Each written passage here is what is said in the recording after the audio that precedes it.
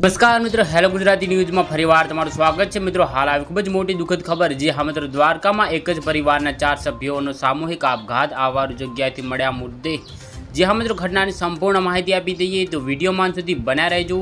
મિત્રો, જામનગરના માધવબાગ 1માં રહેતા અશોક જેઠાભાઈ ધુવા, લીલુબેન અશોકભાઈ ધુવા, જિગ્નેશ અશોકભાઈ ધુવા અને કિંજલબેન અશોકભાઈ ધુવા નામના એક જ પરિવારના 4 સભ્યના ધારાગઢ ગામેથી મૃતદેહ મળી આવ્યા હતા અને પોલીસ સ્થળ પર દોડી ગઈ હતી।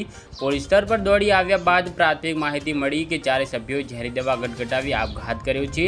મિત્રો, પોલીસે 4 લાશોનો કબજો મેળવી પોસ્ટમોર્ટમ માટે હોસ્પિટલ ખસેડી છે। જો કે હજુ આપઘાતનું કારણ સામે આવ્યું નથી। નાના એવા ધારાગઢ ગામમાં એકી સાથે એક જ પરિવારના 4 લોકોના આપઘાતથી હાહાકાર મચી ગયો તથા અનેક દર્દ વિતરકો જન્મ રહ્યા છે। મિત્રો, ભાણવડ પંથકમાં સામૂહિક આપઘાત કરનારનો પરિવાર મૂળ લાલપુરના મોડપુર ગામનો વતની હોવાની જાણકારી મળી છે અને હાલ જામનગરના માધવબાગ ખાતે રહેતા અશોકભાઈ જેઠાભાઈ ધુવા એ આપઘાત કર્યો હોવાનું જાણવા મળ્યું છે। જો મિત્રો તમે અમારી ચેનલ પર નવા હોય તો વિડીયો લાઇક કરી શેર કરીને ચેનલને સબસ્ક્રાઈબ કરી દેજો। ધન્યવાદ।